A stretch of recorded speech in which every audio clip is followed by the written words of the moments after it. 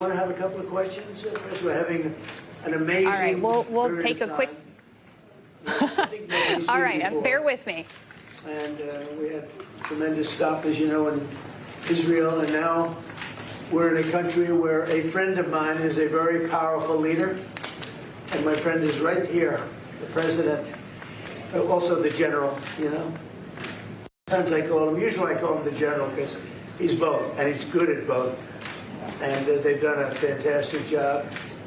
And they have very little crime, you know, because they don't play games. That's why. They don't play games like we do in the United States with governors that have no idea what they're doing. But they don't have crime. I ask about crime, and they almost don't even know what I'm talking about. So it's a great tribute to this man. He's done a fantastic job in bringing this country together. And the United States is with him all the way. Thank you. Okay, all the way. And it's an honor to be with you. Sir, what will Egypt's role play in the peace process here? He played a very important role, and they had a very important role with Hamas. In fact, the general was right here, was very instrumental because Hamas respects this country and they respect the leadership of Egypt. So he played a very important role. I appreciate it very much. Thank you. Thank you. President Trump, in Israel just now, you were talking about a possible Iran peace deal. You said, we are ready when you are. Yeah. Is that the ultimate goal with today's signing to get enough? Not Iran, but I think Iran will come along. They've been battered and bruised, and, you know, they need some help. They have big sanctions, as you know, tremendous sanctions. I'd love to take the sanctions off when they're ready to talk. But they can't really survive with those sanctions. Those sanctions are very tough. But at some point, they're going to say, we want the sanctions off. We're going to end up with peace. I think Iran is going to be fine. I know so many Iranian people. They're great people. They're smart, great people. Engineers, lawyers, I mean, they're academics. But they took a big hit. And frankly, if we didn't hit them on the nuclear, I don't think you would have been able to have this incredible, this deal, this once-in-a-lifetime deal. Nobody's ever seen anything like what's happening today. And countries have all come together, all different countries. Some liked each other, some didn't, most didn't. And they've all come together. Every country has come together. And by the way, Iran did put out a statement, you know, that they support this deal very wholeheartedly. So that was in itself something. But no, I think they want to, that's all I do in my life. I make deals. And they want to make a deal. President Trump. Now that the living hostages have been returned, can you please tell us what the next steps are? Well, they're going and looking for bodies. It's a pretty gruesome task. And they know where numerous are, as you know.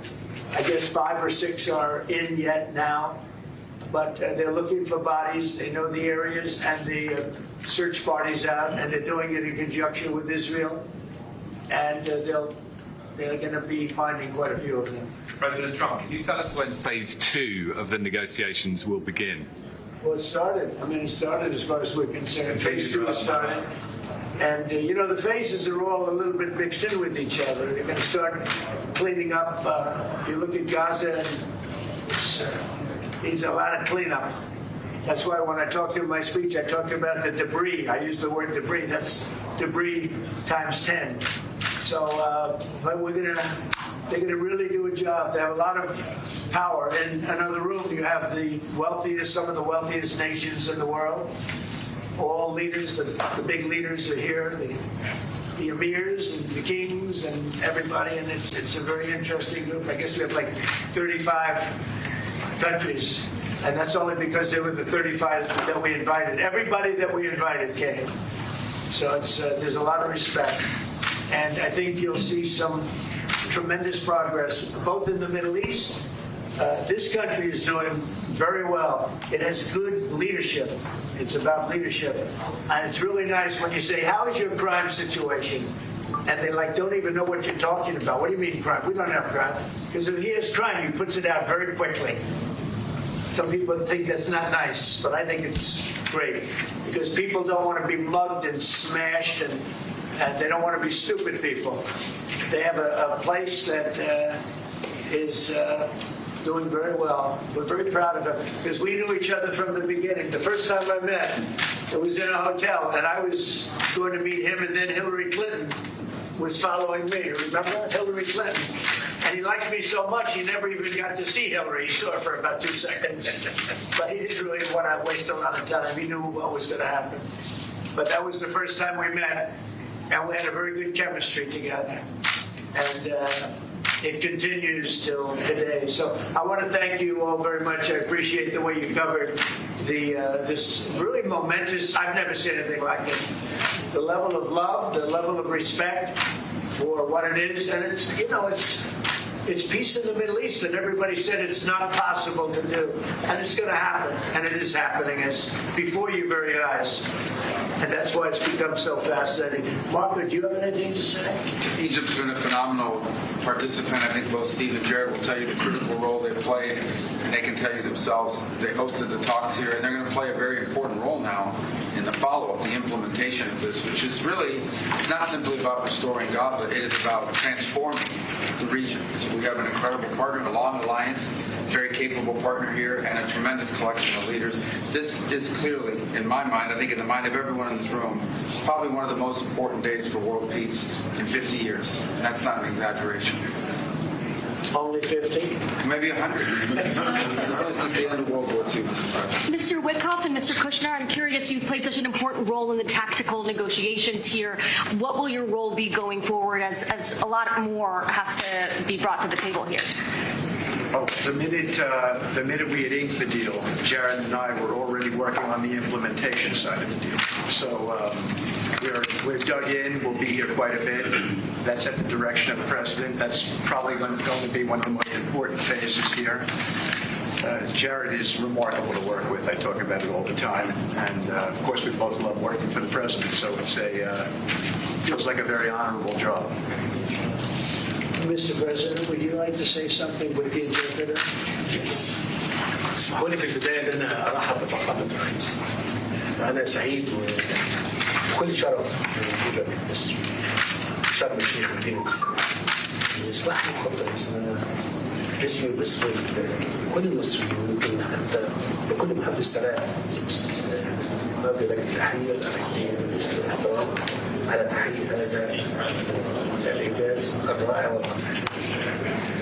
Well, first of all, Your Excellency, I welcome you to Egypt. It's a great pleasure and an honor to have you with us here in the city of peace, Sharm el-Sheikh.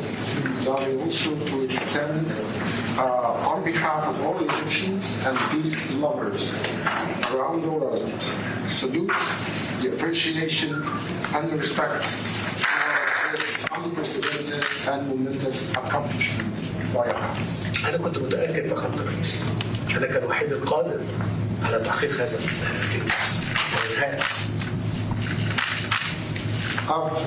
I've been very confident that Your Excellency is the only one who is capable of bringing this about and bringing an end to this war.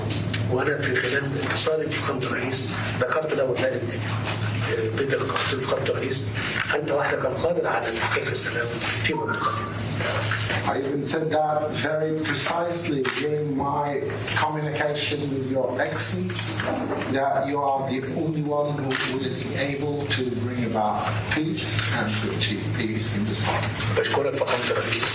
I thank you, Mr. President. ولكن عايزين نستكمل مسابقة إطلاق النار وده بصراحة كل نهاري وحتى يعني للأسف الجثث المتبقية في أسرع وقت عشان تسلم الغزاويين في إسرائيل ثم إدخال المساعدات ونستكمل باقي المراحل.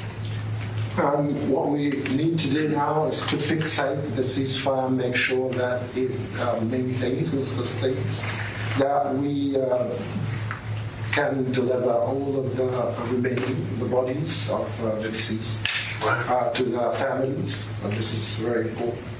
To bring in more humanitarian assistance into the strip and working very closely on following up the rest of the steps that should be taken to make this successful. Mr. President, you did very great. Thank you. That's very nice. Thank you. You were just watching what was somewhat of a surprise bilateral meeting between President Trump and Egyptian President al-Sisi. The president was sitting there flanked by his Secretary of State, Marco Rubio, by envoy Steve Witkoff, his son-in-law, Jared Kushner.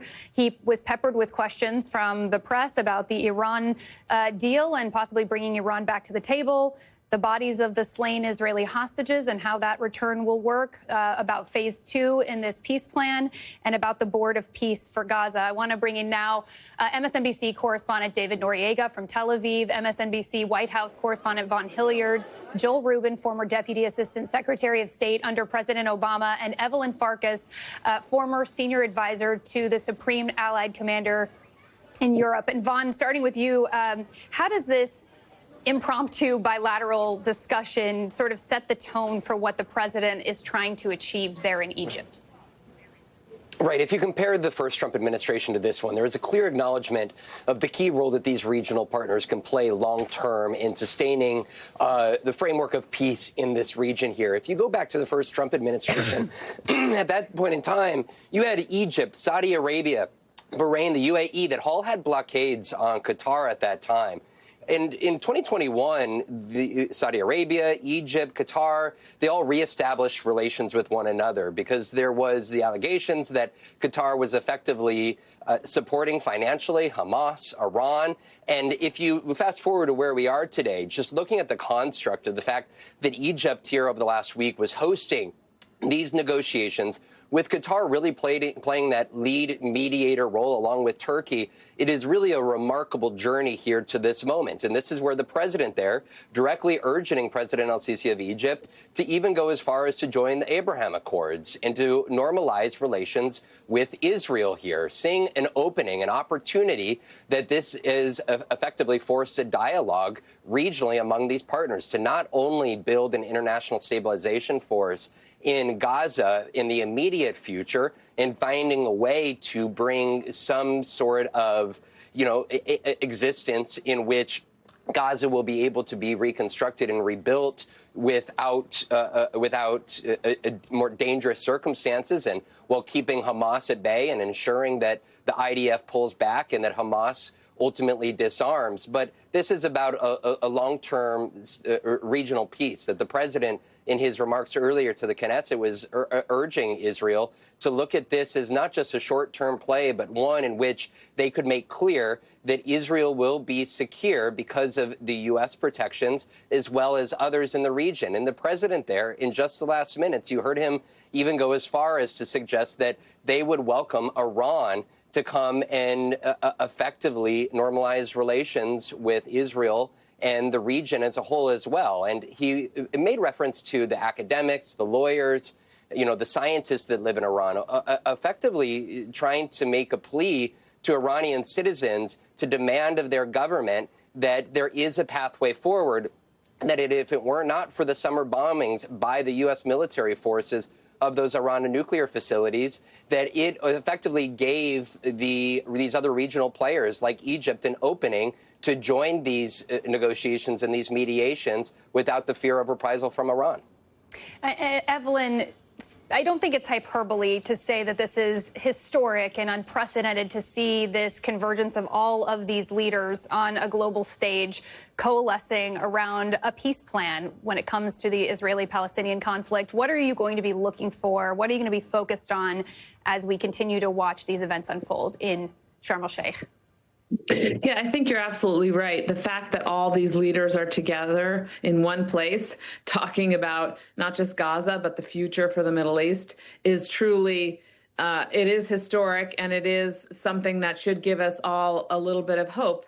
Having said that, what I'll be looking for are concrete agreements. They need to come out of this meeting not just agreeing in principle on disarmament, agreeing in principle on the need for a new security force, on the need for rebuilding, but actually having countries stepping forward and taking the lead, for example, on creating a fund for rebuilding Gaza. They need to also think closely think clearly and it articulates something about the political future, not just of Gaza, but frankly of the Palestinian people, the two-state solution. What is the connection between bringing, peace, at least a ceasefire to Gaza, all the way through? What's the connection to the two-state solution? David, I want to bring you in here. I know you're live on the ground there in Tel Aviv. You've been in Hostage Square for hours and hours. We're seeing this split screen of these leaders on the global stage in Egypt, and then we're also seeing the elation of these Israeli families as their hostages are returned home. What's the mood there? And is it tempered by some pessimism, optimism about what's going to be happening in the days and months ahead?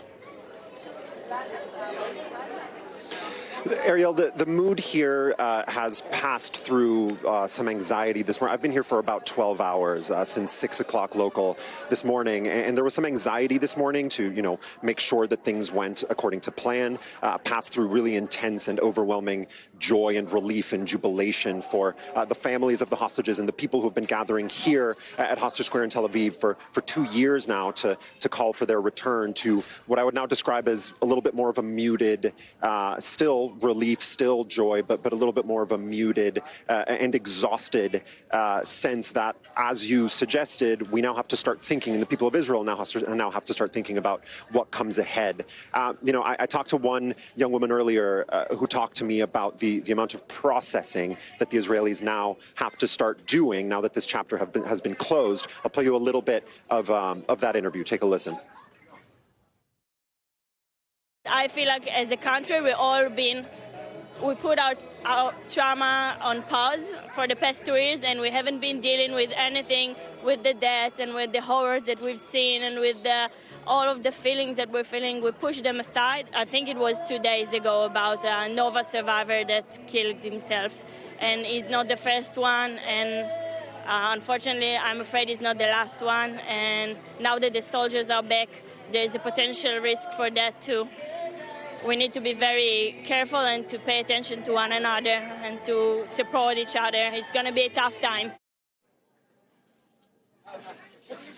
Erielle, of course, we can't talk about the trauma of the last 2 years without talking about the trauma of the people of Gaza, the inconceivable scale of the destruction, the mass death, including of children, the starvation, the deprivation, and without thinking about how the recovery from that trauma for the people of Gaza will now have to begin to take place under conditions in which normal life is essentially impossible in terms of access to food and shelter and basic infrastructure and water, access even to cultural and social institutions like schools and mosques and churches. And it would be remiss of me not to say, and I am thinking currently about, Erielle, the fact that I can be here to talk to you about how Israelis are feeling and to talk to Israelis about how they're feeling because I'm allowed to be standing where I am and talking to these people, whereas I'm not allowed to be by the Israeli government, like any other international journalist, in Gaza to tell you the stories of those people. It's important to remember, Erielle, and again, I'm thinking about right now the fact that, the consensus opinion of the international human rights community and the formal opinion of the International Court, the International Criminal Court, is that Hamas committed atrocities and war crimes on October 7th with the mass killing and kidnapping of civilians, including young children, but also that the Israeli government has committed atrocities and war crimes in its resulting military campaign in Gaza. And we've heard a lot today about lasting peace, primarily from President Trump.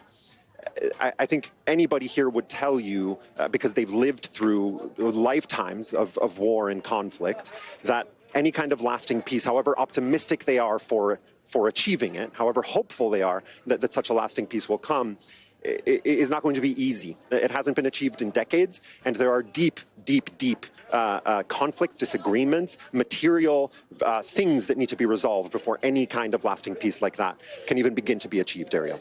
Yeah, and I think it's an important point to mention that a lot of Israeli journalists have been frustrated in concert with international journalists that they have not been allowed into Gaza. We will see if there is an opening during this ceasefire for international journalists to go in. Joel, Israeli Prime Minister Netanyahu declined to attend that meeting that we are seeing unfold in Sharm el-Sheikh, citing the proximity to the Jewish holiday of Simchas Torah.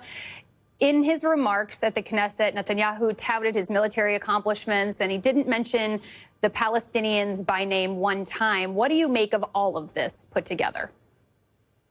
Yeah, Erielle, it's great to be with you, with my colleagues here. Look, first and foremost, I think we're seeing a maturation of American diplomacy and a recognition finally by President Trump that these regional allies matter, that they are critical to ensuring that there is peace and stability, that the United States through an America First prism doesn't get the job done overseas, and we need to be working with many different countries effectively. And so to your question here, look, the Prime Minister, he knows he's not going to be welcome there in Sharm el-Sheikh.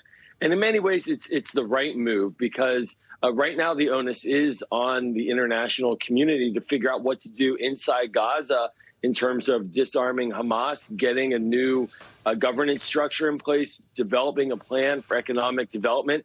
And that's where the United States will continue to have to play a central role as kind of the glue of that, and make sure then that the Israelis are on board with it as they play a key role in the perimeter. So I think those are the real primary points to look at. And, for Israel right now, not mentioning the Palestinians, maybe in this moment of elation, that's how the prime minister feels. But it was clear President Trump made a point that you're going to have to think about the Palestinians and not return to war. And everybody knows, who's been watching this for decades, that the Palestinians always have a vote.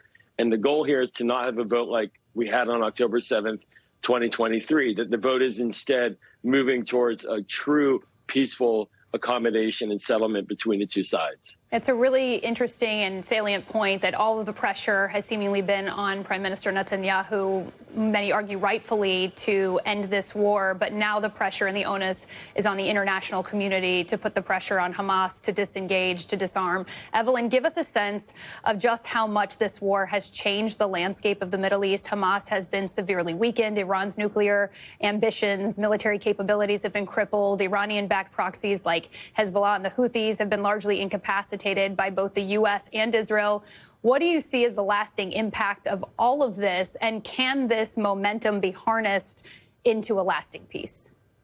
Yeah, I mean, you just laid out what is the opportunity, frankly, for the United States, for Israel, for the Palestinian people. Iran as a state sponsor of terrorism, as a nuclear threat to the international security and stability, has for the moment been weakened and sidelined. And that means that there is an opportunity for peace.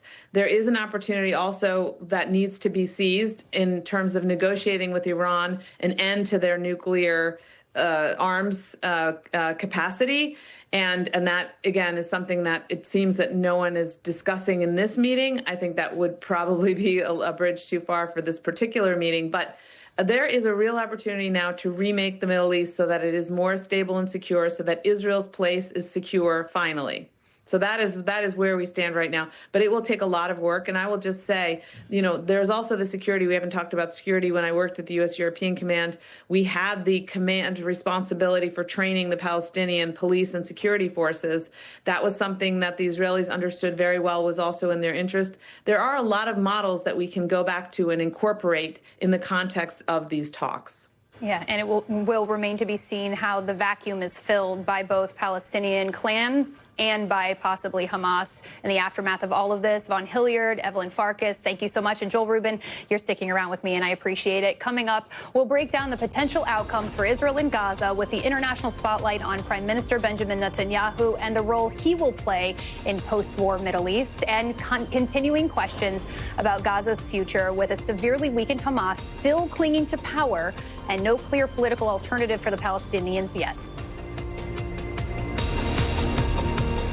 Following the release of all of the living Israeli hostages, President Trump is now in Egypt attending a peace summit with more than 20 other world leaders. The focus of the summit is on the future of Gaza. Earlier in Jerusalem, President Trump called this a historic dawn of a new Middle East. This is now a very exciting time for Israel and for the entire Middle East, because all across the Middle East, the forces of chaos, terror, and ruin that have plagued the region for decades now stand weakened, isolated, and totally defeated. Back with us, former Deputy Assistant Secretary of State Joel Rubin, and joining us now, former NATO Supreme Allied Commander, retired General Wesley Clark. And Joel, even as the ceasefire takes effect in Gaza, there are reports of Palestinian clans now clashing with Hamas in parts of the Strip. The agreement calls for the disarmament of Hamas, of course, and their removal from any governing structure. Hamas has ruled brutally in the Gaza Strip since 2006. How can all of these Arab states, the Muslim countries, and the rest of the coalition pressure Hamas to make sure that it has no role and can't reconstitute?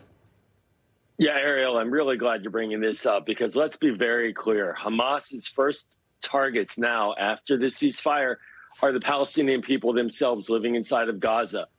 And that's just a horrifying thing to think about, to contemplate that now the Gazan people, given the breath of fresh air, a moment now where the world is saying we want to support your reconstruction, Hamas has decided to take out retribution on other Palestinians. And so this does need to stop. It needs to be called out immediately. It needs these countries convening today to speak openly about that. It needs, quite frankly, the voices who have been protesting for the last couple of years, calling for a ceasefire, to say the same thing. If there's going to be a future for the Palestinians that's peaceful, it means that Hamas needs to exit stage left. Now, to do that, there are mechanisms, and Evelyn spoke to them in the earlier segment, and these are mechanisms in the West Bank in particular, the Palestinian Authority and the security services there that we, the United States, probably have spent over several billion dollars training over the years. That should be deployed in concert with our allies and with the support of Israel. And it also means that we're going to need to be monitoring that and have monitors in place. 200 American service members will be in the region. I believe they'll have some level of monitoring capacity, but this is going to have to be robust, detail-driven monitoring as well. General Clark, the Washington Post reports that despite the bombastic statements from Arab leaders condemning Israel throughout this war, senior Israeli and Arab military officials have been partnering in meetings and in trainings facilitated by the U.S. This probably comes as no surprise to you, but is this a positive sign that regional cooperation is possible going forward? Yes, it is. But I'd just like to return to this issue of the current conflict in Gaza. The truth is that Hamas is reestablishing its authority over the Palestinian people. 7,000 Hamas fighters surfaced. They're eliminating potential opposition groups, and they're going to demand their place in this. And so we're a long way from fixing this problem. Got to get strategic consent from Hamas to give up its weapons, give up its infrastructure, and move off the scene. And until you get that, you're looking at a conflict situation. We don't know how long it's going to take for a security force to be assembled. 3 weeks would be incredible, more like 2 to 3 months. And during that time, Hamas is going to be doing everything it can to cement its place as the ruler of Gaza. So we've got a real set of issues here. We've got to recognize this. So from your experience, what can be done to prevent Hamas from becoming an insurgent movement? And what possible levers do the players at hand have to make sure that that doesn't happen? I think you've got to get the strategic consent. That means they've got to want to give in at this point. Now, they've been promised amnesty. They've been told they can leave. Is that enough? And so who is working Hamas to do this? Otherwise, when you go in, you're in a combat situation. So you've got to have strategic consent on the part of the combatants to make this work. And we will see if President Trump can try to forge those agreements with these countries that we're watching him greet in this moment on the world stage. Joel, we've been seeing a growing number of world leaders, including some that will be present at that meeting, declare their support for a Palestinian state, something that both the United States and Israel have not accepted. You've told me before that you think that strategy is flawed, of recognizing a Palestinian state prematurely, that it's unproductive. Where does that effort go following all of this peace work that's going on in Egypt? Yeah, Erielle, look, it isn't what brought us to this point. In fact, in many ways, the ambassador prior laid out that it was the strike on Doha that accelerated American diplomacy to get us to this day. And so when it comes to the statehood question, the countries that signed up for statehood and promoted it at the United Nations, Britain, clearly France in the lead, and multiple other countries, Spain supporting it. Well, this is their moment now. If they do want there to be statehood, this is where they need to tell Hamas to, bluntly put it, knock it off, to allow for the Palestinian people to breathe. And to add to this, if Hamas is in control of Gaza, it is going to be very difficult to imagine a world where aid comes in, where the Gulf states are willing to put billions of dollars in again, where the United States is just going to say, of course, and Israel will turn a blind eye. So for the Palestinian people, Hamas does need to go. And this means Qatar, Egypt, and Turkey, the three countries that really leaned on Hamas in the last several weeks, need to continue to lean on Hamas, that they too are now obligated, just as these countries that call for statehood are now obligated to turn the screws on Hamas to allow for the Palestinian people in Gaza to have a future. That will, by extension, then lead to more pressure on Israel to allow for statehood discussions to come into the real dynamic and the dialogue. We're not there yet, but the first step is to move Hamas out and have the international partners that we have been working with to lean in and get them out of the way so reconstruction can move forward. I couldn't help but notice, Joel, as you were speaking, that the president was shaking hands with the French leader who has recognized a Palestinian state. The irony is not lost there. General Wesley Clark and Joel Rubin, thank you both so much for joining us. Next, how Israeli doctors will treat hostages held for 2 years by Hamas, what the long road, the winding road to healing could look like.